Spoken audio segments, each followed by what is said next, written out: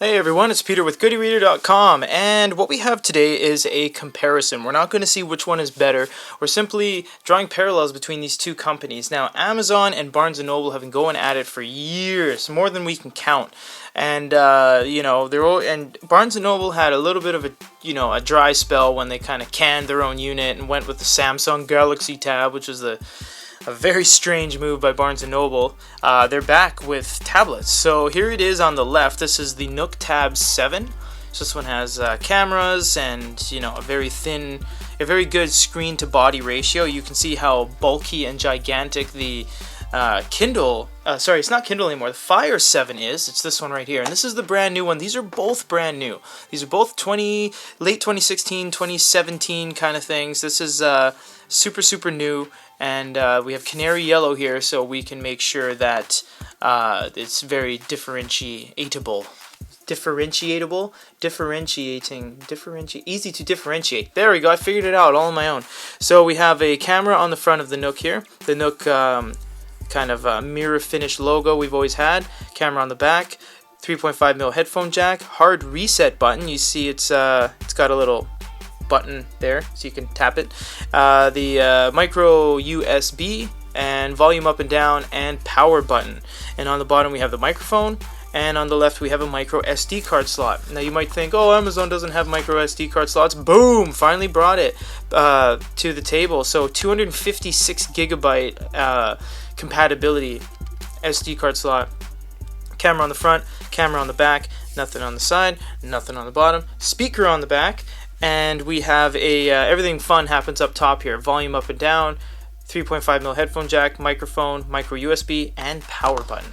So these are the home screens on both of these guys. Filming a tablet is never easy, and it's even that much harder to watch, so bear with us. But yeah, these are the home screens on both of these guys. You can see they're both running Android, so they're very similar in that regard, where they have, we don't have multiple screens ready, but essentially you could view your apps, drop the top bar down, you'll see they're pretty much exactly the same layout.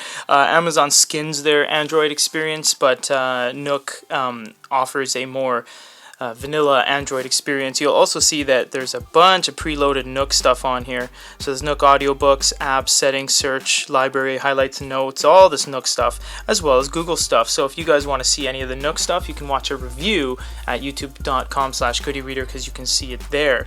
So first thing we're going to do is open up an ebook. This is about as close as we can get these two together.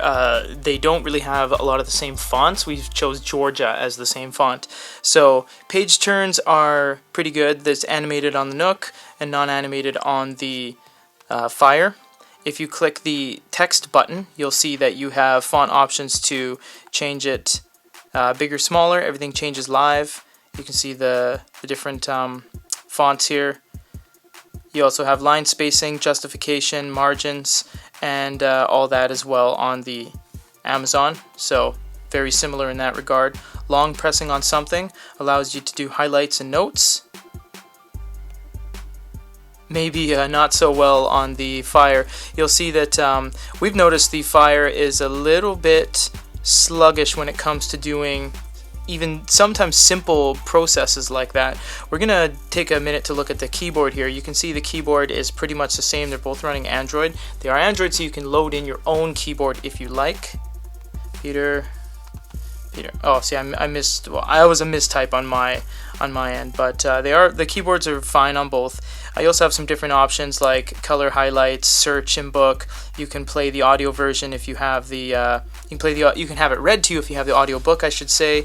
You can search in books, share to social media platforms, all that stuff. So in the e-reading section department of these two devices, there's really no major differences in two of them. They read the books just fine. Yes, this Rolling Stone magazine is from 2012, but it's one of the only magazines we could find that are the exact same on both of these devices. So you can see whereas the Amazon device justifies it to the very top, the Nook device puts it right in the center. So we're just going to look at page with a little bit of color here. Oh, look at that, Fire HD. And we'll draw some parallels. So if we look at this, for example, look how yellow the giraffe is over here. If we just zoom in on that, and look how kind of washed out and pale the giraffe is on here. So you can really tell that the Amazon device is just so much more vibrant than the Nook device. They both change pages just fine. If you double tap on the Kindle, you go into article view. If you double tap on the Nook, you have to click on article view at the bottom. It doesn't automatically go there, and it took a little bit of time to figure that out, but they both effectively do the same thing. They're both Rolling Stones that we downloaded from their respective markets, so they do have a wide variety of magazines available. The magazine experience is actually quite good on both of these. It's just if you want the color to really pop, it's Amazon all the way.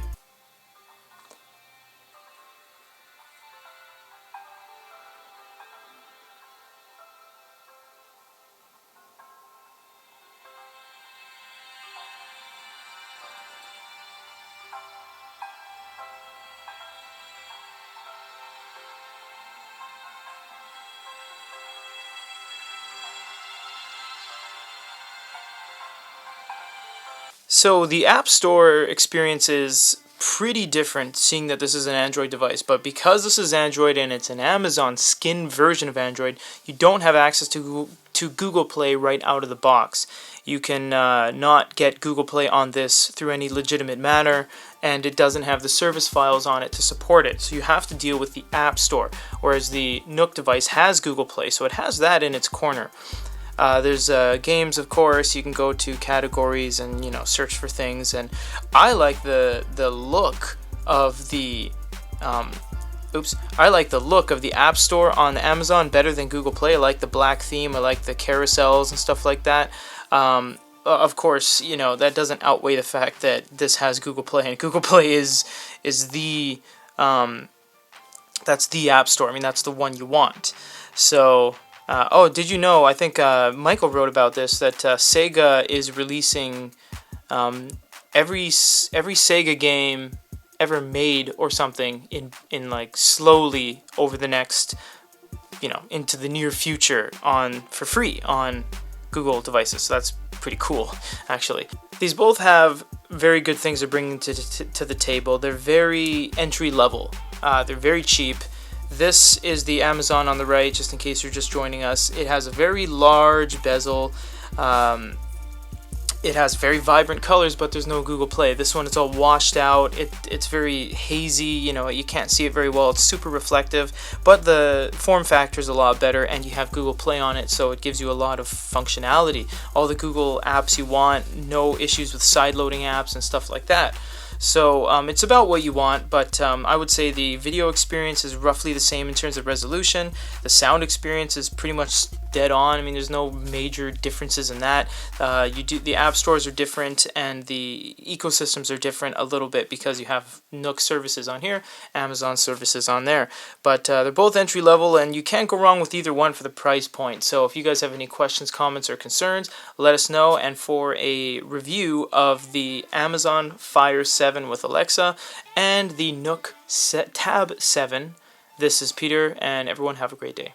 These both have very good things they're bringing to the table. They're very entry level. They're very cheap. This is the Amazon on the right, just in case you're just joining us. It has a very large bezel. It has very vibrant colors, but there's no Google Play. This one is all washed out. It's very hazy, you can't see it very well. It's super reflective, but the form factor is a lot better, and you have Google Play on it, so it gives you a lot of functionality. All the Google apps you want, no issues with side-loading apps and stuff like that. So it's about what you want, but I would say the video experience is roughly the same in terms of resolution. The sound experience is pretty much dead on. I mean, there's no major differences in that. The app stores are different, and the ecosystems are different a little bit because you have Nook services on here, Amazon services on there. But they're both entry level, and you can't go wrong with either one for the price point. So if you guys have any questions, comments, or concerns, let us know. And for a review of the Amazon Fire 7 with Alexa and the Nook Tab 7, this is Peter, and everyone have a great day.